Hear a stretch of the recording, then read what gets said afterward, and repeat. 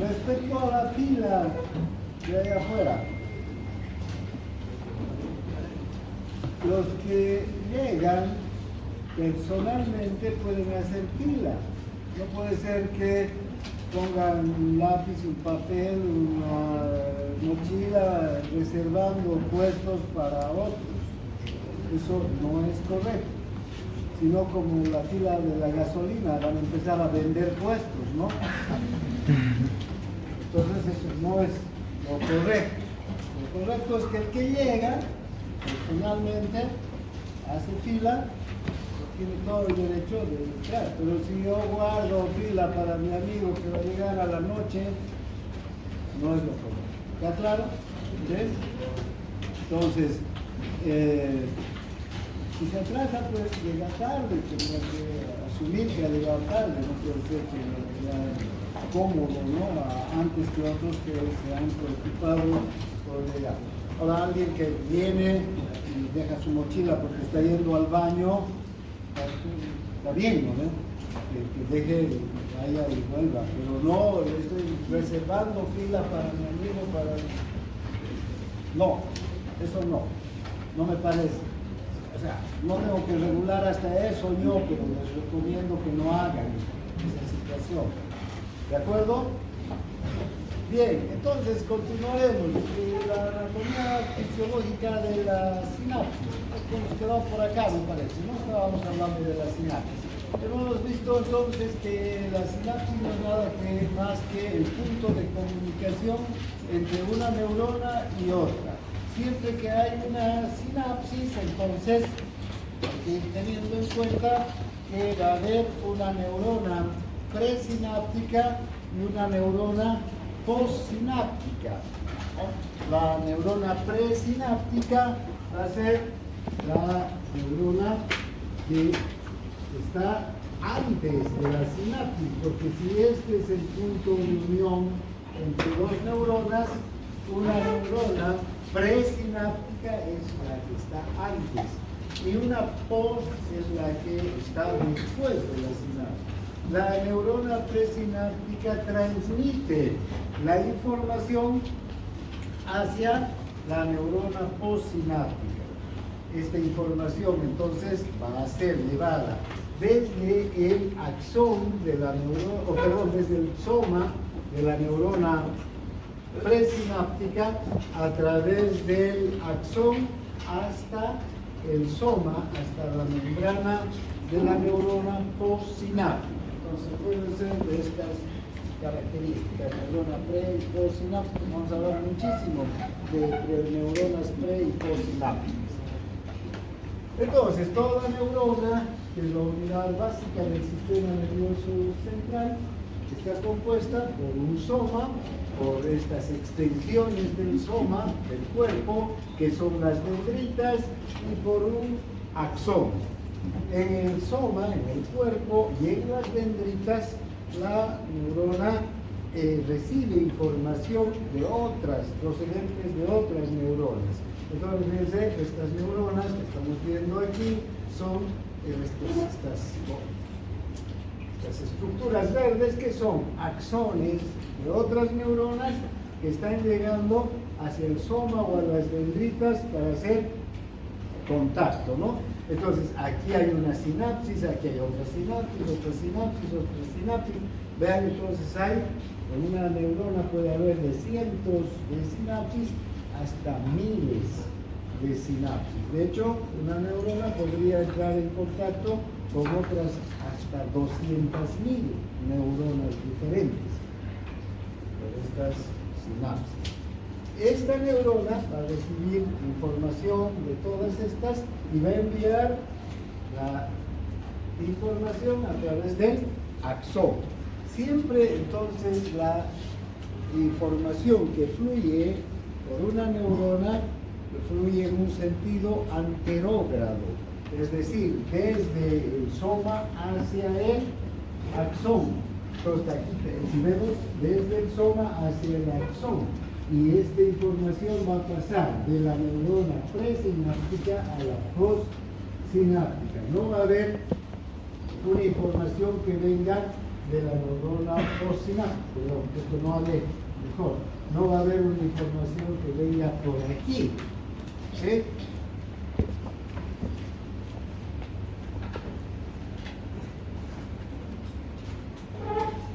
Que se transmita.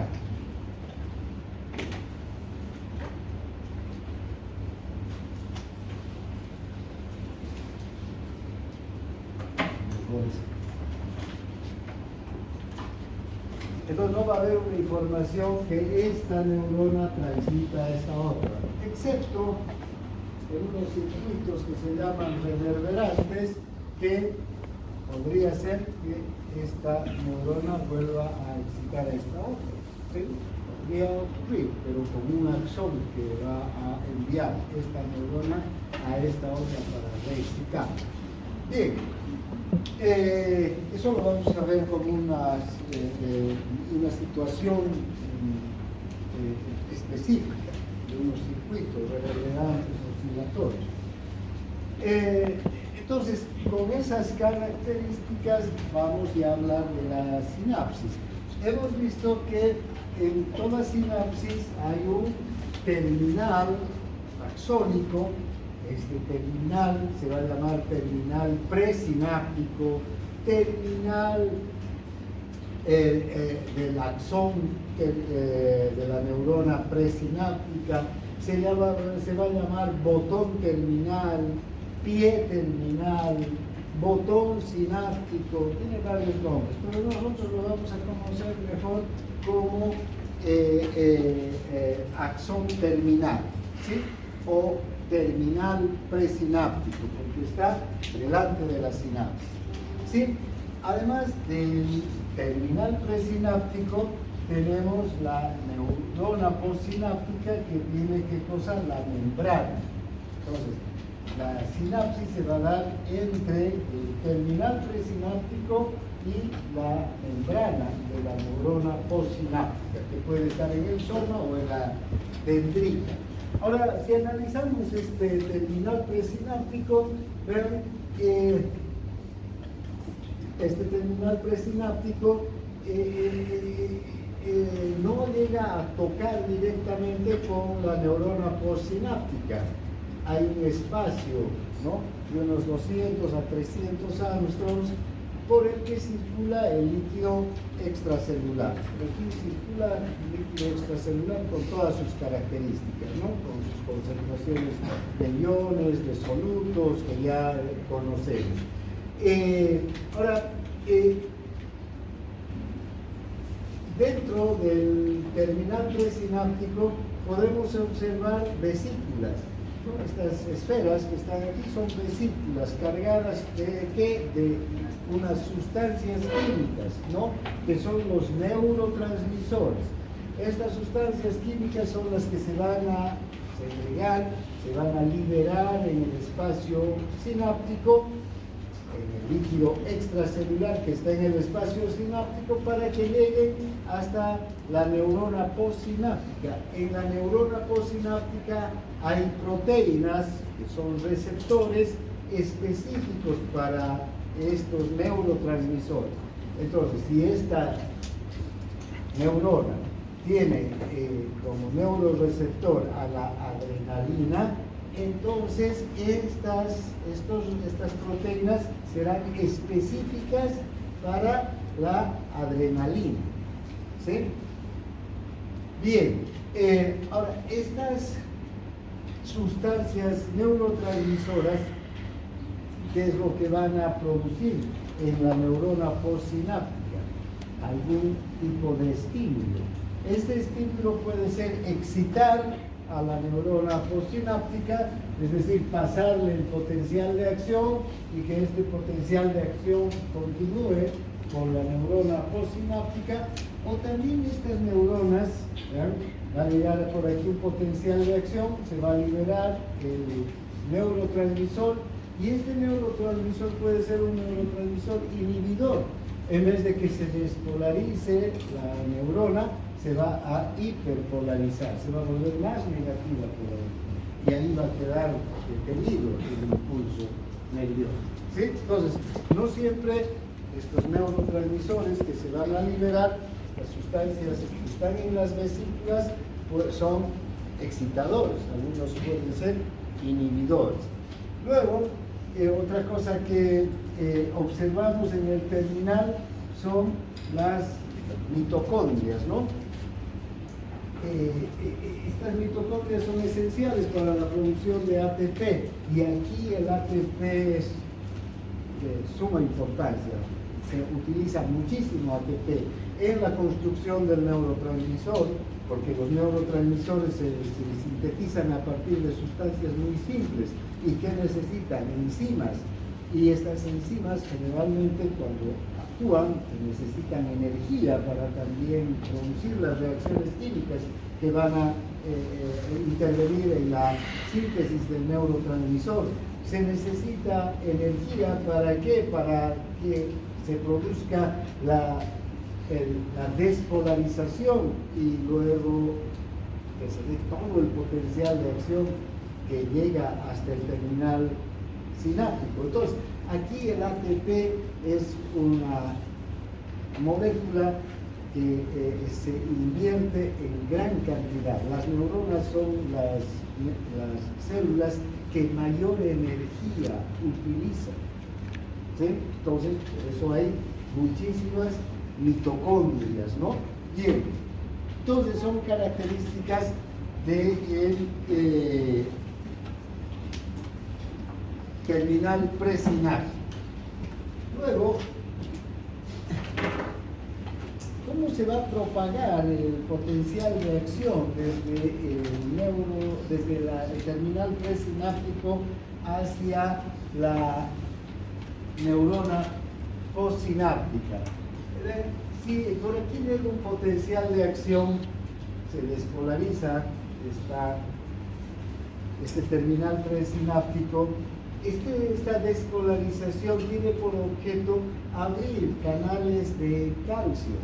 Aquí hay canales de calcio, muchos canales de calcio. El calcio es evidentemente extracelular. Cuando se abre el canal entre el calcio y el calcio, mediante un mecanismo que todavía no se le conoce muy específicamente, hace que estas vesículas se acerquen hacia la membrana del terminal y aquí por exocitosis liberen el neurotransmisor. ¿Sí? Entonces, el ingreso del calcio aquí es esencial. Si no hay calcio, no hay liberación del neurotransmisor. Entonces, fíjense, ¿cuál será el objetivo principal del potencial de acción aquí? Abrir el canal de calcio. Para eso se despolariza la neurona presináptica, para abrir el canal de calcio. Se abre el canal de calcio y se libera el neurotransmisor. Si este neurotransmisor es excitador, va a excitar a la neurona postsináptica. Si es inhibidor, va a inhibir a la neurona postsináptica, ¿no? Bien, bueno, estos canales de calcio entonces son dependientes ¿de qué? De voltaje. Estos no se abren por ligando, se abren por voltaje. Ese voltaje que acabamos de observar que se activa gracias a la despolarización. Ahora, fíjense, si observamos la neurona postsináptica, ahora esta neurona postsináptica, podemos observar esta gran cantidad, ¿no?, de estructuras que son proteínas. Estas proteínas van a ser de diferente tipo, ¿no? Pueden ser proteínas que sean canales o pueden ser proteínas que sean receptores de segundo mensajero, ¿sí? Si son canales, van a ser estructuras que van a aumentar el flujo de iones entre el líquido extracelular y el líquido intracelular. Si son estructuras, receptores de segundo mensajero, van a enviar mensajes al interior de la célula para que al interior de la membrana de la neurona postsináptica para que aquí ocurra una serie de eventos que permitan que esta neurona se active o se inhiba, se estimule, se excite o se inhibe. ¿Ya? Bien, entonces, siempre estos receptores van a tener dos elementos importantes. Un componente de unión que sobresale donde en el líquido extracelular, en la hendidura o en el espacio sináptico. Entonces ese componente de unión está ahí. ¿Por qué se llama componente de unión? Porque aquí se va a unir el neurotransmisor. Vean, ese neurotransmisor que es liberado desde las vesículas se va a unir ahí, en el componente de unión. Eso es importante. Luego está un componente ionóforo, es este que atraviesa toda la membrana de la neurona. Este componente ionóforo entonces va a atravesar hasta el interior, hasta el líquido intracelular o hasta el espacio intracelular, si quieren ustedes. Y este componente ionóforo puede ser dos de las estructuras que les he dicho hace un momento. Puede ser un canal iónico o puede ser un activador, un receptor de segundo mensajero. Si es un canal iónico, entonces si esa estructura, esa proteína que está en la membrana de la neurona postsináptica es un canal, fíjense, va a permitir el flujo de iones, ¿no? Se va a abrir como un tubo y por ahí van a circular los iones. Y tenemos, vean, canales catiónicos y tenemos canales aniónicos en la neurona. Los canales catiónicos que permiten el paso de cationes. ¿Cuáles son los cationes? Sodio, calcio, potasio, magnesio, ¿no? Son iones positivos. Pero también pueden permitir el paso de iones negativos, como el cloro. ¿Sí? Esos van a ser canales aniónicos. Bien, ¿qué va a ocurrir con los canales catiónicos? Si este es un canal catiónico para cationes y es un canal de sodio, el sodio está donde en gran concentración en el líquido extracelular. Este es un ion positivo. Si ingresa al interior de la célula a través del canal, se va a despolarizar. La célula se va a despolarizar. Y si se despolariza, se excita. La neurona se va a excitar y va a continuar, va a enviar el impulso hacia otra neurona. Ahora, si es calcio, también el calcio está en el líquido extracelular, ¿verdad? Entonces el calcio también va a ingresar. ¿Y qué va a ocurrir? Es un ion positivo, va a despolarizar. Estos dos iones entonces son capaces de despolarizar, de excitar a la neurona postsináptica. Por otro lado, si este canal es un canal catiónico, pero para el potasio, si se abre un canal de potasio, el potasio, ¿hacia dónde va a dirigirse? Por difusión, hacia la zona de menor concentración, va a salir. Si abandona entonces un ion positivo la célula, ¿qué le va a pasar a la neurona? Se va a hiperpolarizar, entonces, ¿verdad? Se va a volver más negativa todavía de lo que es la neurona, ¿no? Bien, ahora, si tenemos este es un canal de cloro, el cloro está en el líquido extracelular. Si se abre el canal de cloro, el cloro va a ingresar, el cloro es negativo. ¿Y qué va a provocar? Una hiperpolarización. La célula se va a volver más negativa. Se va a inhibir entonces. Esta neurona, si fuera esta neurona a la que ha ingresado el cloro, ¿verdad? Se va a negativizar la neurona y ya no va a poder pasar un potencial de acción a otra neurona. Ahí se va a detener el potencial de acción, hasta ahí va a llegar.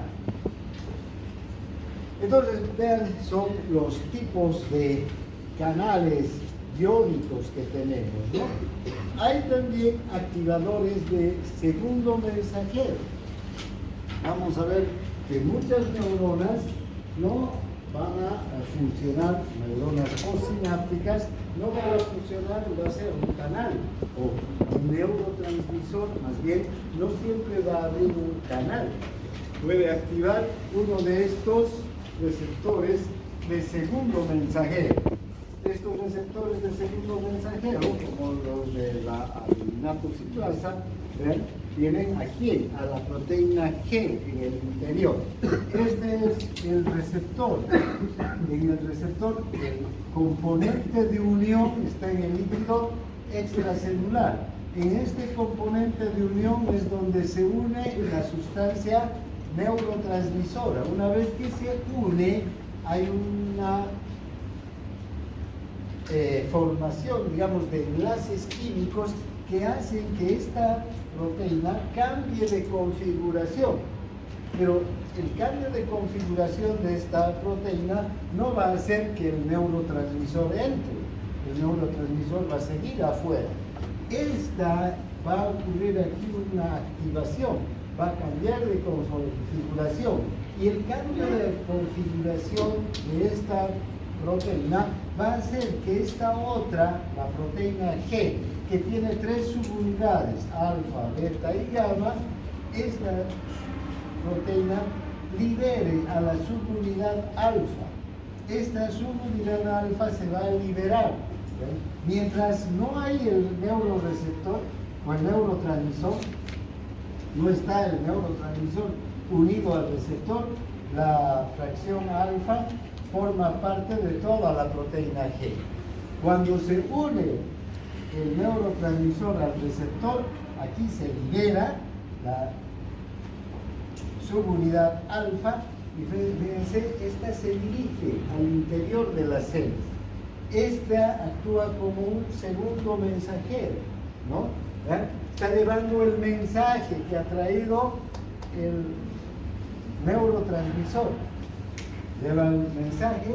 ¿Y qué puede hacer este segundo mensajero? Puede abrir un canal. ¿Ya? Por ejemplo, puede abrir un canal de potasio. Si abre el canal de potasio, ¿qué va a ocurrir en la neurona?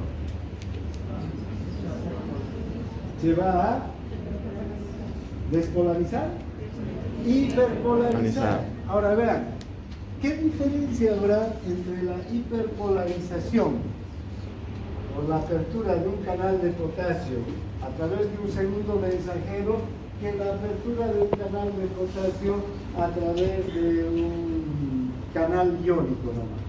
¿Qué diferencia? Porque en un caso es a través de segundo mensajero y en otro directamente un canal? ¿O no importará? ¿Ah?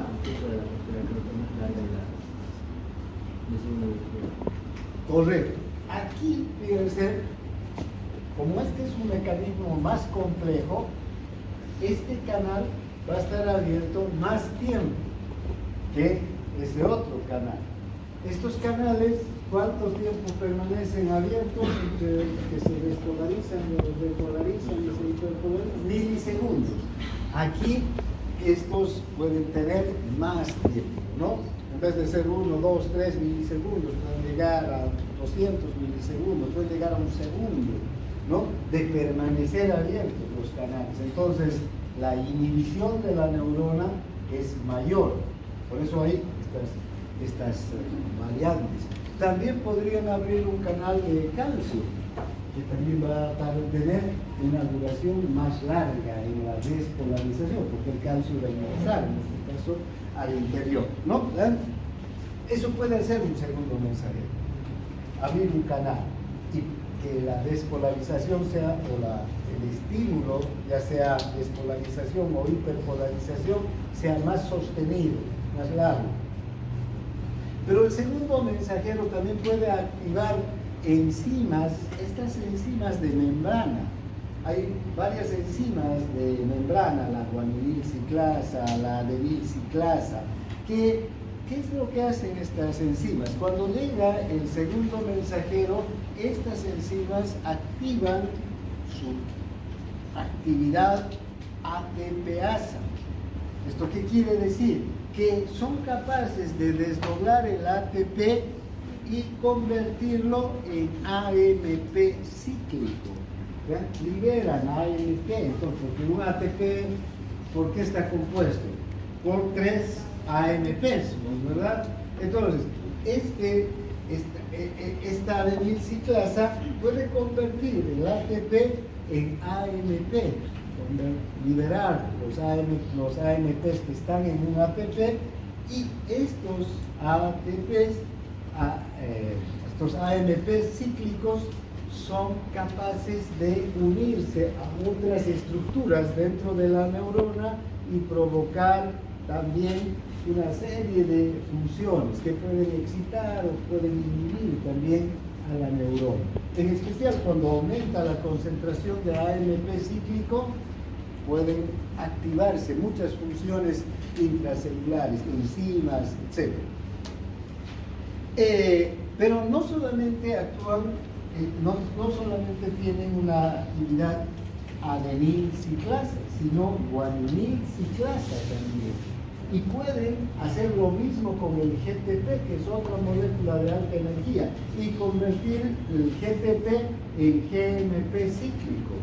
Y ese GMP cíclico va a poder unirse a estructuras celulares para desencadenar una serie de acciones. Por otro lado, también esta subunidad alfa es capaz de activar directamente esta subunidad enzimas intracelulares.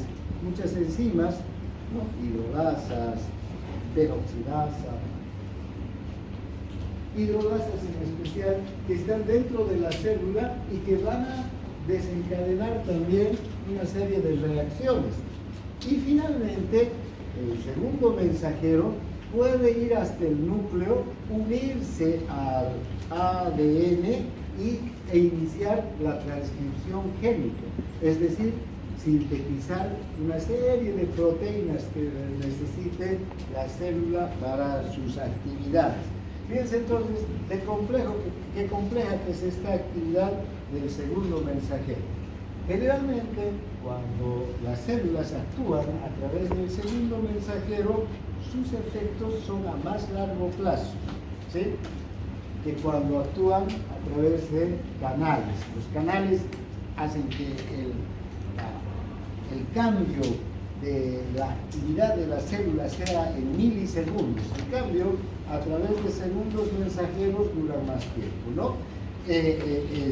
Son efectos más duraderos, ¿no? Los diferentes efectos de la proteína G, ¿no? Apertura de canales, activación de monofosfato de adenosina cíclico o monofosfato de guanosina cíclico, de ATP o AMP o GMP cíclico, activación de una enzima intracelular o activación de la transcripción génica. ¿Bien? Además, hay también no solamente el segundo mensajero vinculado a la adenil ciclasa o a la guanilil ciclasa, sino también a otras enzimas como la fosfolipasa C. Esta fosfolipasa C lo que va a hacer es el bifosfato de fosfatidil inositol, que está en la membrana, que es un fosfolípido de la membrana, lo va a convertir, la fosfolipasa C, lo va a convertir en diacilglicerol o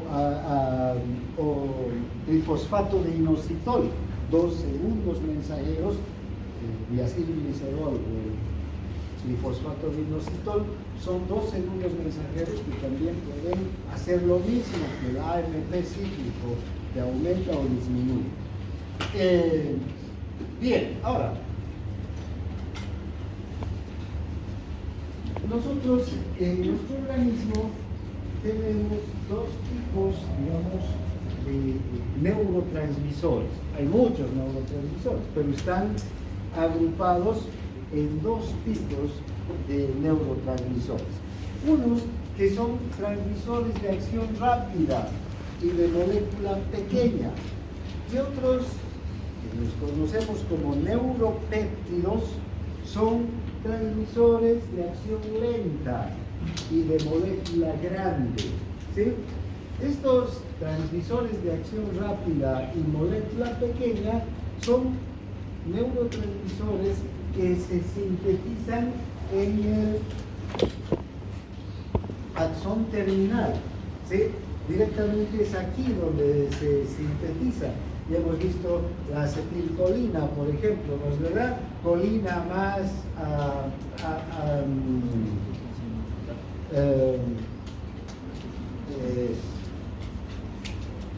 la acetil-CoA, ¿no? La colina más acetil-CoA junto con la acetiltransferasa de colina, ¿verdad?, que es una enzima, van a formar el neurotransmisor. Es sencilla la formación, es rápida, no necesita de demasiadas, digamos, intervenciones químicas, ni higiénicas, ni nada. Directamente el neurotransmisor se está formando en el axón terminal. Es tan simple la molécula que necesita ¿qué cosa? Colina y acetil-CoA, nada más. O la adrenalina, que es una, digamos, sucesión de reacciones químicas desde un aminoácido que es la tirosina, ¿no? La tirosina primero se va a hidroxilar y se va a convertir en un producto que se llama dopa. Luego este se va a convertir en dopamina, que es ya un neurotransmisor. La dopamina, por ejemplo, un neurotransmisor necesita dos enzimas para, a partir de la tirosina, convertirse en dopamina. La dopamina se convierte, gracias a otra enzima, en noradrenalina. Las células que sintetizan noradrenalina necesitan la tirosina y estas tres enzimas. Y las que producen adrenalina va a metilarse la noradrenalina y se va a convertir ¿en qué? En adrenalina. Entonces esas células que necesitan, esas neuronas, a la tirosina y a 4 enzimas diferentes que vayan transformándola. Entonces estas son reacciones rápidas. En milisegundos se van formando neurotransmisores y van ingresando ¿a dónde? A las vesículas. Estas vesículas se liberan a una velocidad enorme. Cada vez que llega un potencial de acción entra el calcio acompaña a la vesícula libera al neurotransmisor por exocitosis. Este neurotransmisor se une ¿a qué? A canales, generalmente, ¿sí?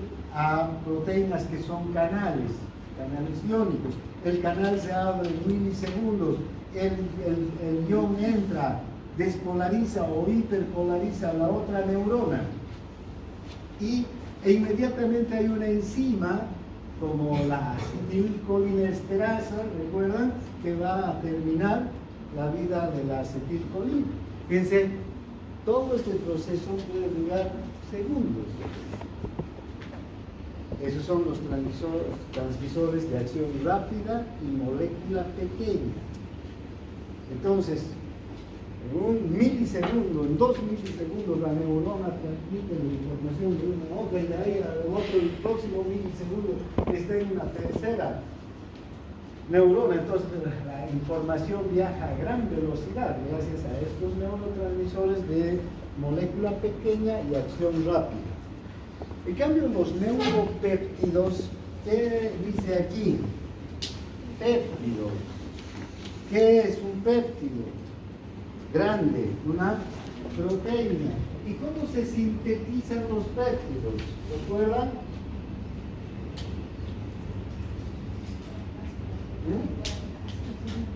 Aminoácidos. ¿Y cómo es el proceso? Del ADN a ARN que te sale del núcleo hacia la plana y se transcribe hacia una proteína.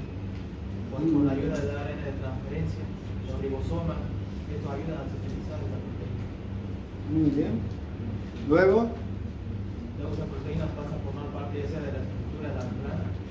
no, si es un neuropéptido, va a ser una hormona, digamos, una sustancia que la célula va a utilizar como neurotransmisor. Entonces, ¿qué pasará después de eso? ¿A dónde va a ir? Del ribosoma a la matriz endoplasmática. De la matriz endoplasmática, ¿a dónde? ¿A dónde? Al aparato de Golgi. ¿Ahí qué le pasa? Termina su configuración, ¿verdad? Termina todavía de convertirse ya en el péptido maduro. Después, ¿qué?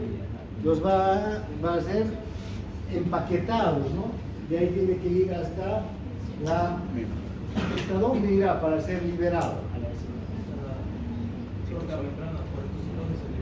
¿Ya? Y en el caso de las neuronas, ¿hasta dónde tendrá que llegar? ¿Ah? Hasta el terminal presináptico, tiene que viajar por el axón.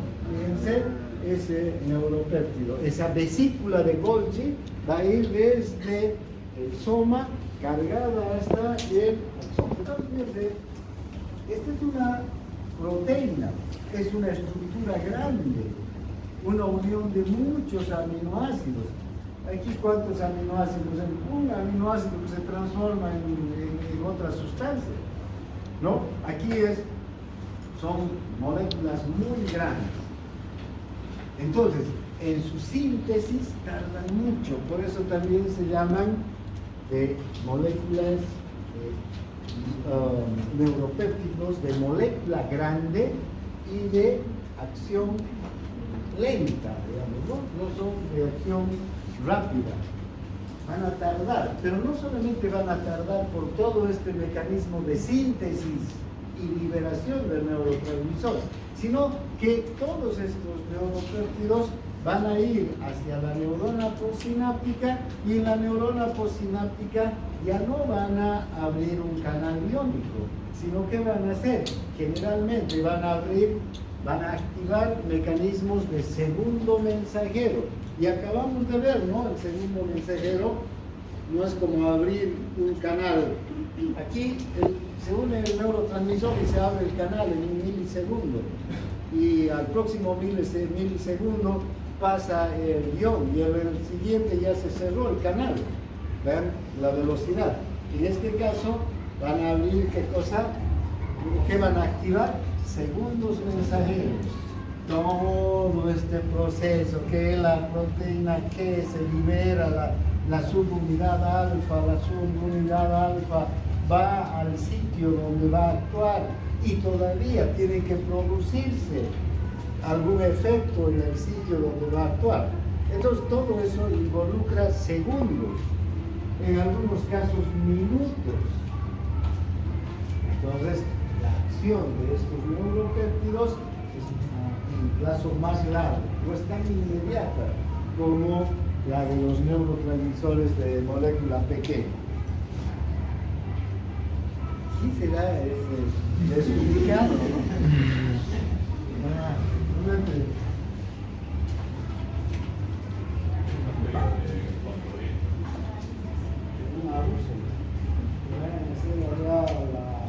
Al Coliseo, no con nuestro patio estamos pasando clases, pero bueno.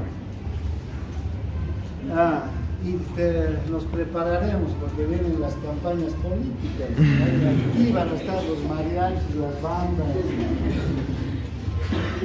Ustedes no han visto todavía, ¿no? Estamos prepárense. Bueno, está claro, ¿no? Ahora, ven entonces, estos, ¿dónde están? Transmisores de acción rápida y molécula pequeña, ¿vean?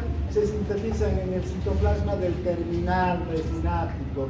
Cada vez que llega un potencial se liberan de las vesículas inmediatamente. El efecto consiste en aumentar o disminuir la conductancia de los canales iónicos de la neurona postsináptica. Pueden excitar o pueden inhibir, depende de qué canal. Si es de sodio, excitan. Si es de cloro, inhiben. O si es de potasio, inhiben, ¿no? En una velocidad rápida, milisegundos. En cambio, los neuropéptidos, ¿dónde? En el ribosoma. Y primero tiene que llegar todo lo que ha dicho el compañero. ¿Cómo te llamas? Kevin. Sí. Kevin, ¿no? Nos ha dicho que primero tiene que el ADN transcribir al ARN mensajero. El ARN mensajero tiene que salir del núcleo, llegar hasta el ribosoma, hacer la traducción en el ribosoma. Luego recién se va a sintetizar, etc.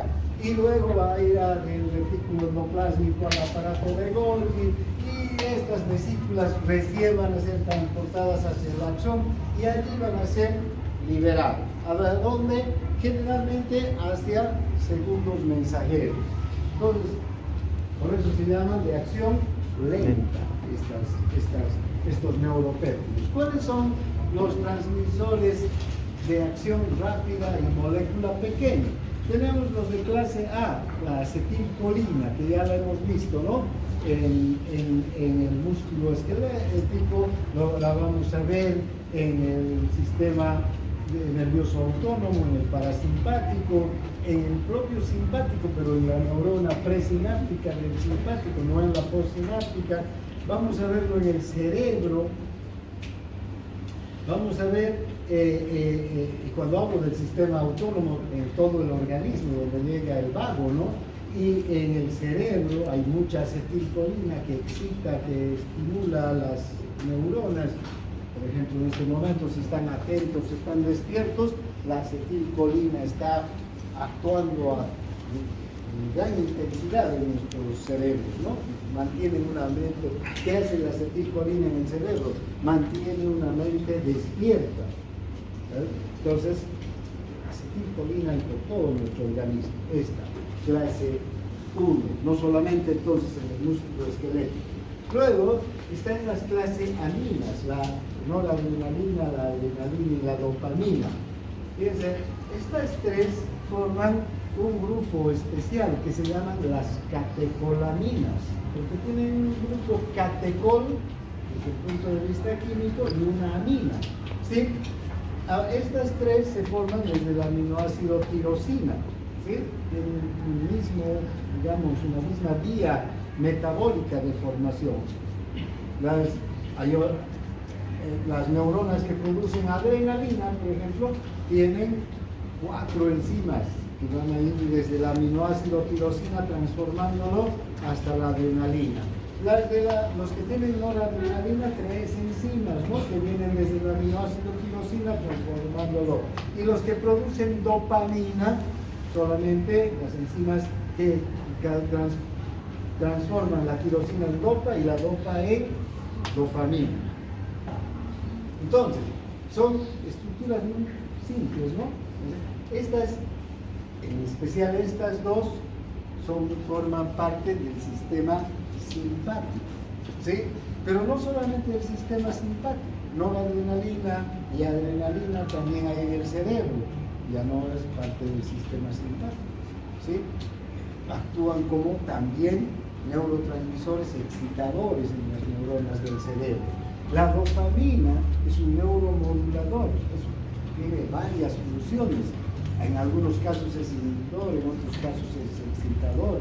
Vamos a ver la importancia de la dopamina en la transmisión en varios circuitos que hay en el cerebro. Pero la dopamina no solamente está en el cerebro, también está en el sistema digestivo, por ejemplo, ¿no? Hay dopamina en el estómago, en los intestinos. La serotonina, otro neurotransmisor, ¿sí? Que se produce desde un aminoácido también, la tripsina, ¿sí? O la histamina, que es otro neurotransmisor, que está distribuido por todo el cuerpo, cumple una gran cantidad de funciones, ¿sí? En los vasos,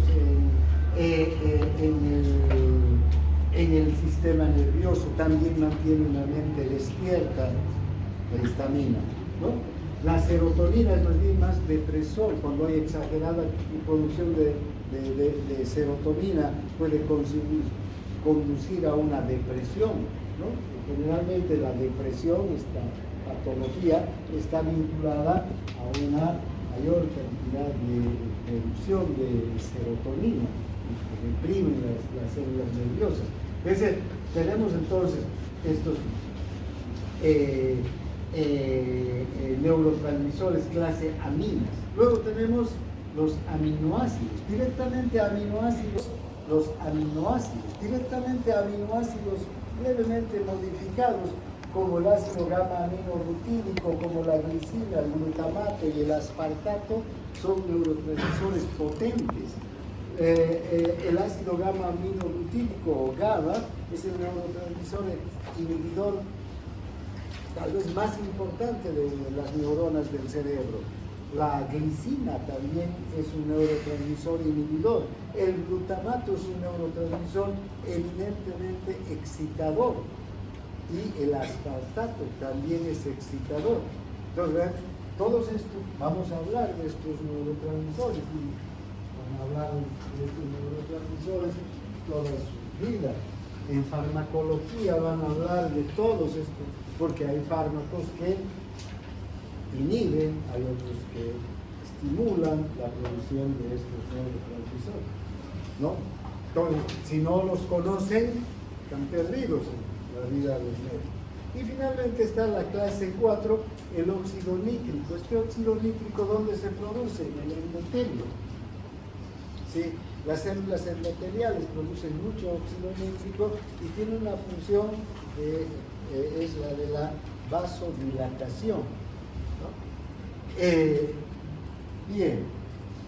Luego tenemos, vean, los transmisores de molécula grande y efecto lento, ¿no? Generalmente estos neuropéptidos son hormonas. Ustedes saben que nosotros tenemos una gran cantidad de neurohormonas. ¿Qué son las neurohormonas? Esas que se producen en las células nerviosas, ¿no? En el hipotálamo, por ejemplo, tenemos todas las hormonas liberadoras e inhibidoras de las hormonas hipofisarias, las que se producen en las neuronas de la adenohipófisis.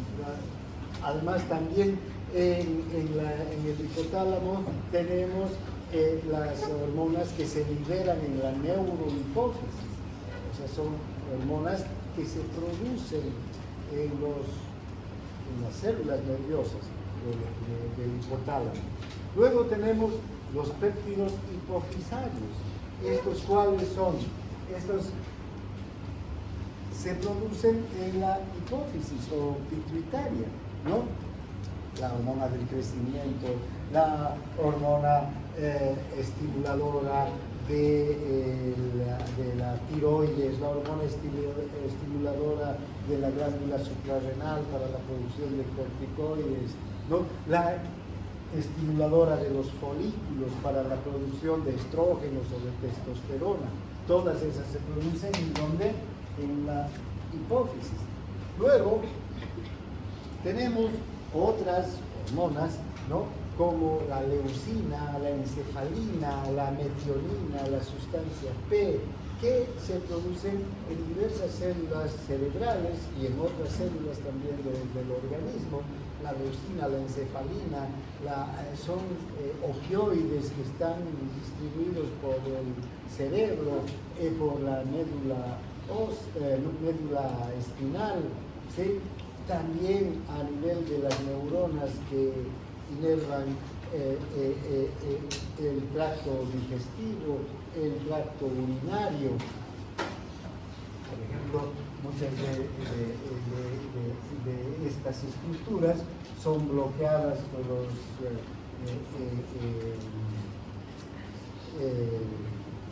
fármacos que se los conoce como opioides, la morfina, el tramadol, la codeína, todos esos también. Entonces, importante conocerlos, ¿no? Porque sobre qué vías actúan esos fármacos. La gastrina es una hormona que se produce en el estómago, la colecistocimina en el duodeno, el péptido intestinal bioabsortivo en el duodeno, el factor de crecimiento nervioso en las neuronas, el factor neurotrófico liberado del cerebro, en el cerebro, la neurotransina, la insulina, el glucagón, también son hormonas que se producen en el páncreas y procedentes de otros tejidos. Vean, la angiotensina 2, la bradicinina, carnosina, péptidos del sueño, la calcitonina, son hormonas que tienen numerosas funciones por el organismo. Todas estas hormonas las vamos a ver conforme vayamos avanzando los diferentes capítulos, las diferentes unidades. Por ejemplo, vamos a hablar de la angiotensina 2 cuando veamos cardiocirculatorio, cuando hablemos de la presión arterial, como la angiotensina 2 está involucrado en regular la presión arterial cuando hay una baja de presión, por ejemplo, ¿no? Inmediatamente empieza a liberarse la angiotensina 2, no a liberarse, sino a producirse angiotensina 2 a partir de una sustancia que es el angiotensinógeno que está en nuestra sangre y que es activado por una enzima que es la renina en los riñones, ¿no? Un sistema renina, angiotensina, angiotensinógeno que va a regular la presión arterial, o la bradicinina que interviene en muchísimas funciones. Prontito vamos a ver cómo esta bradicinina actúa sobre los receptores para el dolor y por qué nos duele. De corto se libera bradicinina de los tejidos y esta bradicinina se une a receptores del dolor y los estimula. ¿Y qué hace al estimularlos? Envía potenciales de acción. ¿Hasta dónde? Hasta el cerebro, ¿no? ¿Y qué pasa en el cerebro? Siento dolor. Todo es esta bradicinina o la sustancia P que hemos visto hace un momento también interviene en la transmisión del dolor. Entonces, todas estas las vamos a ir viendo, la gastrina, la colecistocimina cuando hablemos de digestivo. Bien, ahora, ¿qué fenómenos eléctricos se dan durante la excitación neuronal? ¿Ven? Aquí tenemos una neurona, ¿no? Y en la neurona típica va a haber cierta diferencia en el sistema nervioso en general. Va a haber una cierta diferencia en la concentración de los iones. Fíjense, aunque el sodio tiene 142 miliequivalentes litro fuera, dentro va a tener 14. En otras células tiene 10 miliequivalentes, ¿no? En la neurona 14. El potasio en la neurona tiene alrededor de 120 miliequivalentes litro, no como en otras que tiene 140, ¿no? Y afuera 4.5 miliequivalentes litro. El cloro 107 en el exterior y 8 miliequivalentes alrededor en el interior. Ahora, esto hace que vean el potencial de membrana en reposo. Si utilizamos la fórmula de Goldman con estas concentraciones, vamos a ver que el potencial de membrana en reposo aquí ya no es como el de la gran fibra nerviosa, ya no es como el del músculo esquelético, ni como el del músculo liso. En la neurona, el potencial de membrana en reposo es de menos 65 milivolts. Una cosa que tenemos que ir observando es que cuanto menos negativo más bien es el potencial de membrana en reposo, la célula es más excitable. ¿Right? Si el potencial de membrana en reposo es menos 85, como en los músculos, ¿right? Estamos más lejos de cero, ¿no? Si es menos 65, estoy más cerca de 0.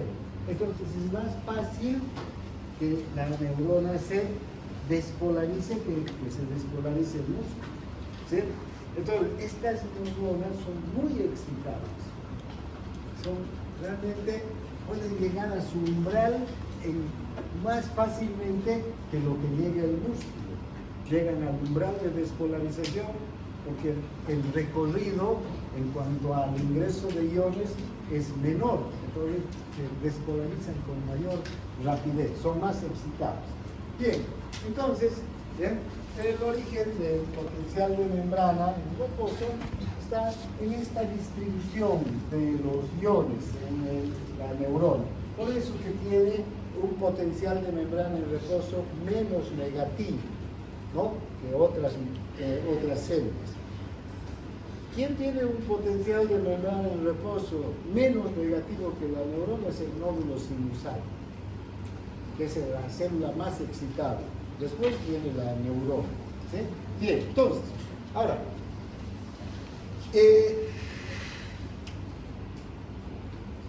este potencial de membrana en reposo entonces hace que la célula en este momento, cuando tenemos menos 65 milivoltios, esté lista ¿para qué? Para excitarse o para inhibirse. Si aumenta de menos 65 milivoltios, ¿qué va a ocurrir? La despolarización. Si disminuye de menos 65 milivoltios, se hace más negativa, entonces ¿qué va a venir? La hiperpolarización, porque aquí estamos en reposo, ¿no es verdad? Bien, ahora entonces, ¿qué es lo que puede ocurrir? Bueno, aquí tenemos los potenciales de Nernst, de más 61 para el sodio, menos 86 para el potasio, cloruro menos 70 milivoltios. Estos van a intervenir en nuestro potencial de membrana en reposo. Ahora, ¿qué va a ocurrir cuando la célula se excita? ¿Cuándo se va a excitar? Cuando hay un potencial postsináptico excitador. Este potencial postsináptico excitador, nos estamos refiriendo a la neurona postsináptica. Esta es la neurona presináptica. Aquí, ¿cuánto es el potencial de membrana en reposo? Menos 65. Entonces, ahora, una cosa que también tenemos que entender es que el umbral de despolarización es menos 45, ¿no? Ya sabemos que es el umbral, ¿no? Es el límite en el que la neurona se despolariza o no se despolariza. Llega al umbral y se despolariza. No llega al umbral y no se despolariza. Entonces, si ya el umbral está cerca, solo 20 milivoltios de diferencia entre el potencial de membrana en reposo y el umbral. Ahora bien, este potencial de postsináptico excitador PPE, digamos en su sigla, van a ver en su libro, PPE, a diferencia del PPI, que será el potencial postsináptico inhibidor. Este potencial postsináptico excitador, entonces significa que cuando llega un potencial de acción desde la neurona presináptica, esta neurona presináptica, ¿qué va a liberar? Un neurotransmisor. ¿Qué tipo de neurotransmisor tendrá que liberar? Un tipo de neurotransmisor que excite a esta neurona. Este neurotransmisor tendrá que abrir un canal, ¿no es verdad? Va a abrir un canal. ¿Qué canal va a abrir? ¿Ah? No, canales iónicos.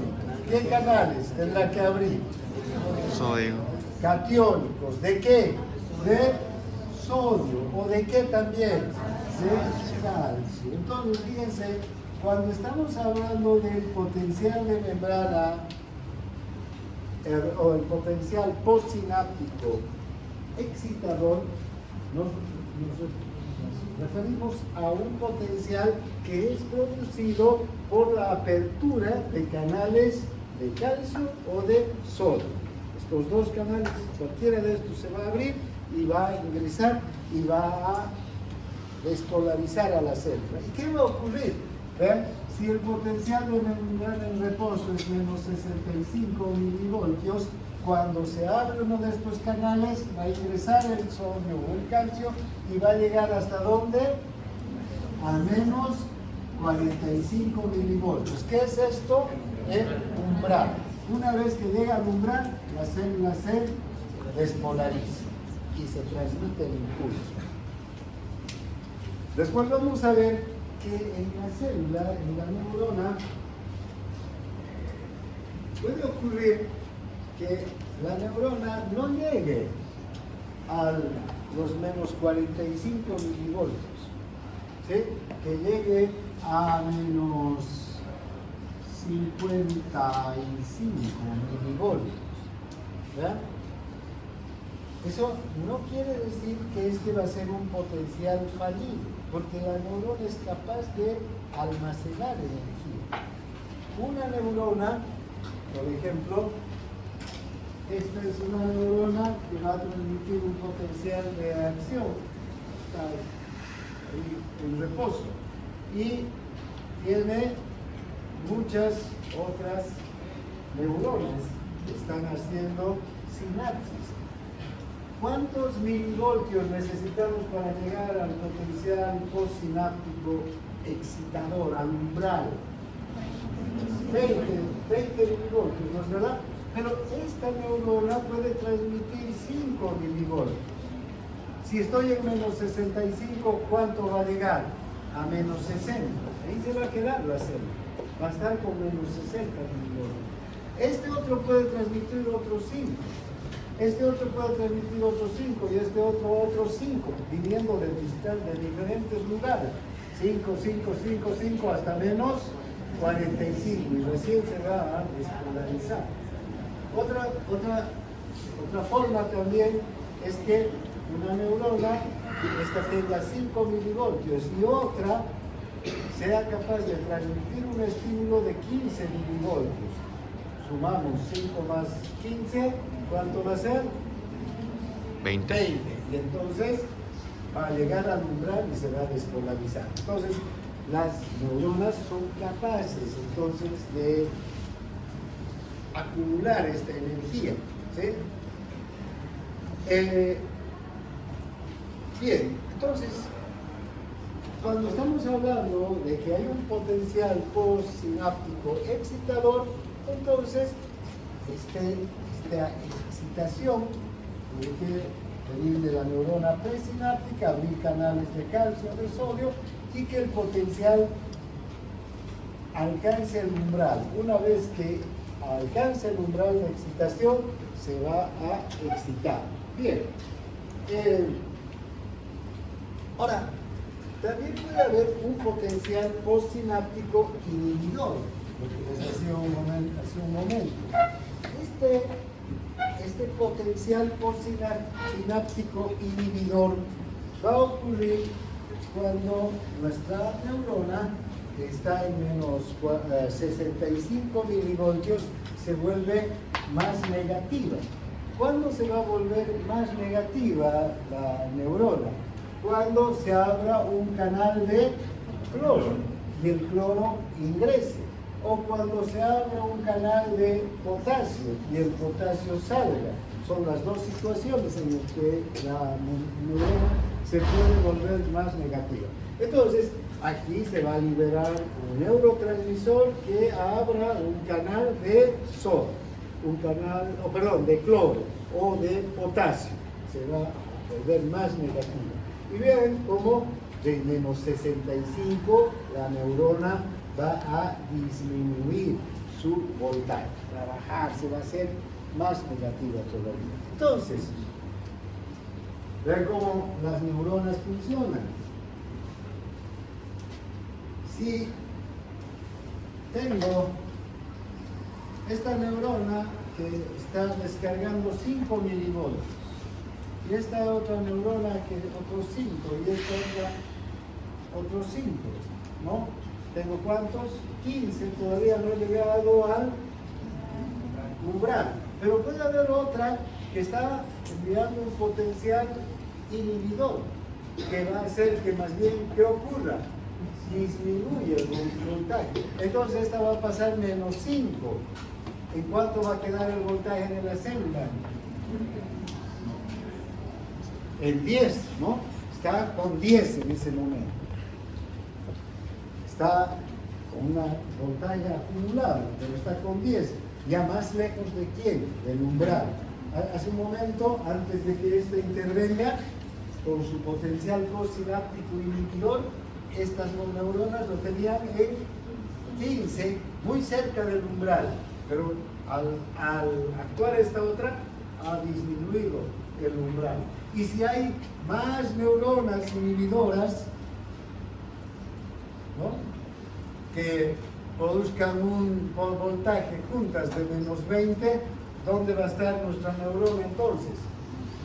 Ya no va a estar cerca del umbral, sino ahora va a estar hiperpolarizada, ¿no? Más bien. Entonces, las neuronas,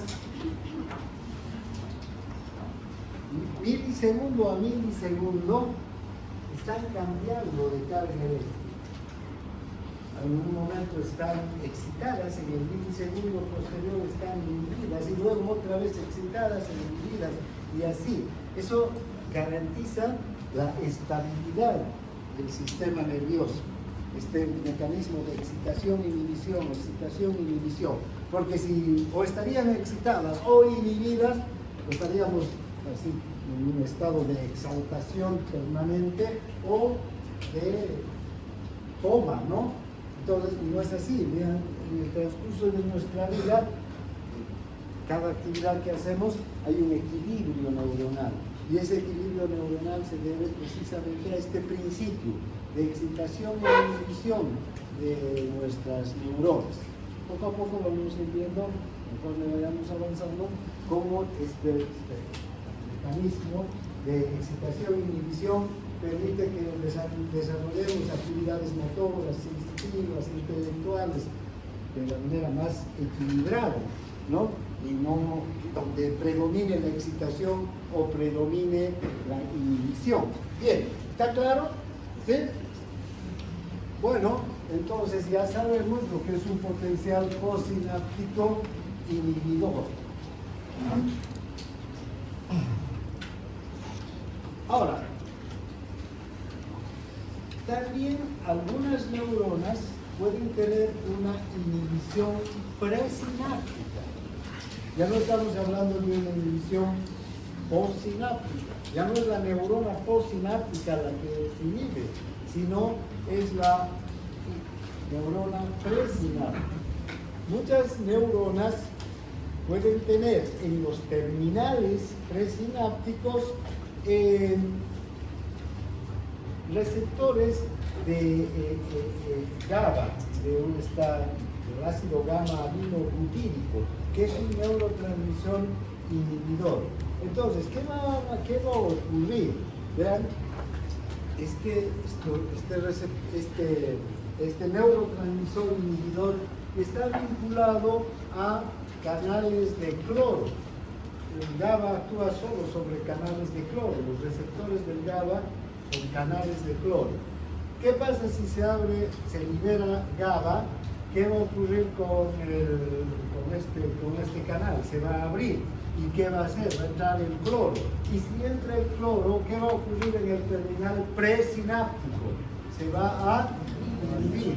Y si se inhibe el terminal presináptico, no van a abrirse los canales de calcio. Y si no se abren los canales de calcio, ¿qué ocurre? No se libera el neurotransmisor, ¿verdad? Bien, puede haber una inhibición presináptica, es decir, que no haya liberación de neurotransmisor. Y si no hay neurotransmisor que se libere, no hay transmisión del impulso entre una neurona y otra. ¿Está claro? Interfiere entonces la transmisión en este caso. Sí. Según la GABA ya en la vida adulta sí es un inhibidor, pero ¿por qué dice que en el periodo embrionario es excitador? ¿Por qué cambió? Por la presencia de canales. O sea, ¿cuáles son? Fíjate, ¿de qué depende? Y bien la pregunta, ¿de qué depende que un neurotransmisor sea excitador o inhibidor? Del receptor. ¿Sí? No es la sustancia en sí la que tiene la capacidad de producir excitación o inhibición, sino es el canal. Si esta es la neurona y aquí tengo un canal y este canal sobre el que actúa el neurotransmisor es un canal de cloro, va a producir inhibición, porque va a entrar el cloro y va a producir inhibición. Pero este mismo receptor puede actuar sobre un canal de sodio, ¿sí? Y entonces, ¿qué va a hacer? Excitador, porque va a entrar ¿quién? El sodio. Necesariamente va a entrar el sodio, porque es un canal que permite el paso del sodio, y sabemos que el sodio está en el líquido extracelular y por difusión va a entrar, lo mismo que el cloro. Entonces, son esos cambios ya que van ocurriendo a lo largo de la evolución del humano. Bien, entonces, aquí tenemos las tres situaciones para un repaso rápido, ¿no? ¿Sí? Aquí, ¿qué cosa tenemos? El reposo. No pasa nada, menos 65 milivoltios, la neurona está descansando, durmiendo. Aquí, menos 45 milivoltios, la neurona está ya en el umbral, está excitada, y si llega al umbral, se despolariza. Y aquí, ¿cuánto estamos? Menos 70. La neurona está hiperpolarizada. Aquí quedamos.